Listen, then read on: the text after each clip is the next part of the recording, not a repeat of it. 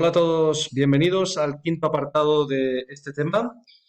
Estamos en la unidad 5, la civilización griega, y bueno, vamos a iniciar este apartado en el cual vamos a hablar sobre la época helenística. En los anteriores hemos hablado de la época clásica, una época en la cual bueno, pues destacan dos polis, dos ciudades-estado, que son Esparta y Atenas. Vamos a ver cómo en esta etapa bueno, van a desarrollarse dos sistemas políticos diferentes. En Atenas vamos a ver un sistema democrático y en Esparta un sistema oligárquico. Eh, Seguidamente, bueno, hemos hablado también de una serie de conflictos que se dan en esa época clásica, que fueron pues, las guerras médicas que enfrentarían a todas las polis griegas contra los persas, que eran una civilización que se desarrolló en el continente asiático y que fue a conquistar el territorio de la Hélade, de Grecia. Y bueno, y un segundo conflicto, una segunda etapa de conflictos que se va a producir entre las propias polis, entre, en este caso, la Liga de Delos, liderada por Atenas, y la Liga del Peloponeso, liderada por Esparta. Bueno, esa guerra acabó con la victoria de Esparta, pero sin embargo dejó a ese territorio, a Grecia, bastante mal, bastante débil y en una situación de inestabilidad. Cosa que fue aprovechada por un reino que se va a desarrollar en el norte de Grecia, el reino macedonio, que bueno, pues tomaría el relevo a estas dos ciudades y se instauraría como la principal potencia, ¿vale? A esta época en la cual va a iniciarse este reino macedonio y que va a- a proponerse como la principal potencia, se la conoce como época helenística, ¿vale? Y es la última etapa de política, por así decirlo, de la civilización griega. Bueno, lo primero que os tengo que decir es, a ver si quieren. Lo primero que os tengo que decir es, bueno, pues que Macedonia es un territorio que se encontraba al norte de Grecia, como podéis ver aquí. Es un territorio situado en zonas muy montañosas y, bueno, pues fue un territorio que perteneció a la Hélade y que, bueno, estuvo muy influenciado, por lo tanto, por la cultura griega, ¿vale? Estaba muy cerca de Atenas, en este caso, ¿vale? Bueno, pues la cultura griega llegó a este territorio y, por lo tanto, dejó una gran huella, ¿vale? En el siglo IV, el rey de este territorio, Filipo II, que lo tenéis aquí en esta imagen,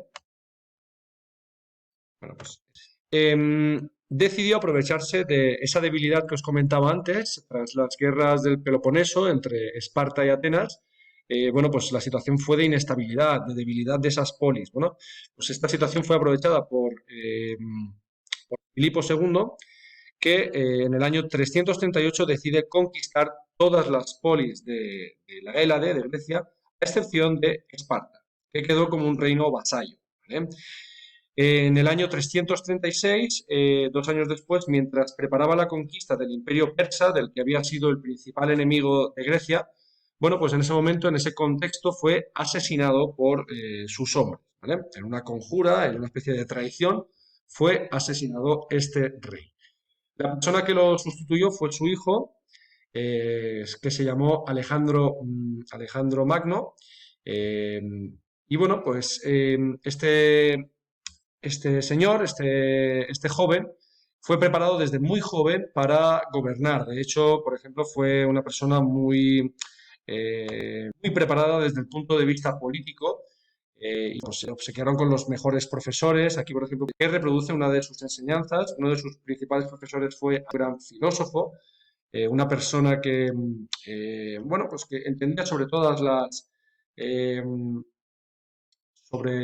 las disciplinas, ¿vale? Tenía conocimiento sobre todas, sobre geografía, sobre historia, sobre música, era un filósofo también, y bueno, pues fue la persona encargada de educar y de preparar a Alejandro Magno en esa tarea. Estamos hablando de una persona muy inteligente, con muchas armas, con mucho conocimiento y con un gran poder, ¿vale? De hecho, Alejandro Magno impulsó la creación del ejército y se lanzó a territorio que no pudo conquistar su padre, ¿vale? El territorio de Persia. No olvidemos que Persia, bueno, pues ¿qué estamos viendo por aquí? A ver, me voy a poner. Persia, Alejandro se lanzó a la conquista de este territorio, como podéis ver en este mapa, bueno, pues podemos ver esa ruta que inicia desde Macedonia atravesando Asia Menor, pasando por Egipto, desde Mesopotamia, llegando al imperio, al corazón del imperio persa, llegando a la capital, Persépolis, y bueno, desde Oriente llegaría a extender su territorio hasta el mismo río Indo, ¿vale? Hasta donde no había llegado ninguno de los imperios. Bueno, pues Alejandro llegó bastante lejos, ¿vale?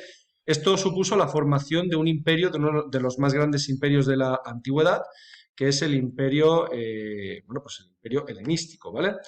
Em, el imperio de Alejandro Magno, como os decía, bueno, pues ocupó muchos territorios, ocupó territorios de la India, el imperio persa, Mesopotamia, el norte de África, Egipto, Asia Menor, ¿vale? No contento con esto, Alejandro también proyectaba desarrollarse por la península arábiga, que es este territorio de aquí. Sin embargo, bueno, pues Alejandro muere prematuramente, muere muy joven, en el año 323, cuando, cuando estaba proyectando iniciar esa conquista de Arabia, ¿vale?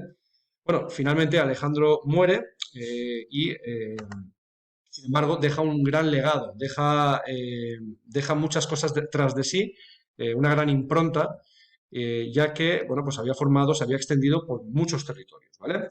Y, bueno, tras la muerte de Alejandro, bueno, esta etapa se le conoce como, también como el helenismo, ¿vale?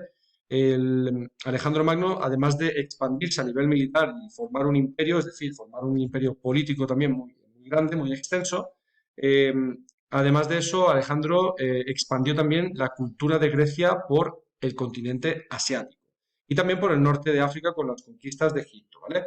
Bueno, pues a esto se le conoce como helenismo. Se trata de esa fusión de la cultura griega con la cultura oriental, ¿vale? Alejandro Magno estaba muy preocupado al tener un imperio tan grande. En lugar de imponer su propia cultura como la única y la verdadera, sí que es verdad que Alejandro quiso intentar mezclar ciertos elementos. Cuando conquistó Mesopotamia empezó a vestir con ciertos atributos de esa zona, ¿vale? Entonces, en lugar de ir en contra de la cultura, de las tradiciones de esa zona, lo que quiso es intentar fusionarlas, ¿vale? Bueno, pues en estos territorios conquistados sí que es verdad que ciertas cosas se convirtieron en oficiales. Entre ellas, por ejemplo, la lengua griega, que se convirtió en lengua oficial. Además, se puso de moda la cultura y el arte griego por todas estas zonas, ¿vale? Fue una etapa también, el mismo fue una etapa también de esplendor cultural, de gran expansión cultural, ya que, bueno, pues en este momento van a florecer, pues por ejemplo, el arte, va a florecer el teatro, la poesía, elementos que provenían de Grecia. También se van a producir grandes avances científicos y en este momento, pues bueno, destacamos, por ejemplo, figuras muy influyentes en diferentes campos, como por ejemplo Arquímedes en las matemáticas, en la ciencia en general, Euclides y también en la geografía, como por ejemplo Eratóstenes. Eratóstenes fue el responsable, fue un geógrafo que, bueno, pues que hizo una medición de lo que podría, la superficie que podría tener el radio de la Tierra, ¿vale? Y hizo unos cálculos que fueron bastante acertados sin ningún tipo bueno, pues de elemento de medición, sino con una serie de cálculos matemáticos, se acercó bastante al radio, o no, al radio, a la circunferencia, a la medición de la circunferencia de nuestro planeta, ¿vale? Asimismo, en este momento, tras la muerte de Alejandro, con el helenismo, se van a construir grandes obras, como por ejemplo la Biblioteca de Alejandría, una zona donde va a predominar la ciencia, donde van a destacar grandes científicos, como por ejemplo Hipatia de Alejandría. Y bueno, se hicieron también grandes construcciones por ejemplo, en el caso de Alejandría, de la ciudad de Egipto, se construyó el Faro de Alejandría, un, una construcción que es considerada hoy en día pues, una de las maravillas de la antigüedad, ¿vale? Bueno, como podéis ver, la época helenística dejó bastante huella y bueno, espero que os haya servido esta explicación del apartado número 5. Nos vemos en clase. Un saludo.